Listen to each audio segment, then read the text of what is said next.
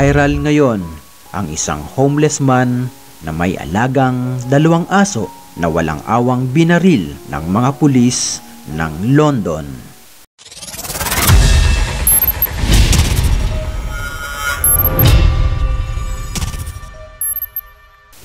Si Louis Turnbull, 46 years old, ang lalaking homeless na may alagang 2 aso na may pangalan na Millions at Marshall.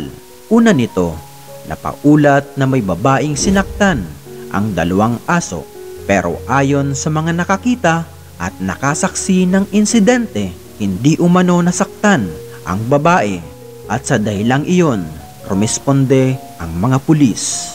Ayon sa kwento ni Louis, inilabas nila ang lahat ng kanilang mga sandata, tinatakot nila ako at ang mga aso. Prinotektahan ako ng aking mga alagang aso at lahat ay ginawa nila. Pinauna ko sila, hinihila ko at bigla na lang nilang binaril. Ngayon, hindi ako makatulog. Pahayag ni Louis sa daang-daang animal rising protesters na nagtipon sa labas ng Scotland Yard para magsagawa ng candlelit vigil para sa 2 aso na pinatay ng mga opisyal ng Met Police noong nakaraang linggo. Run Free Millions and Marshall.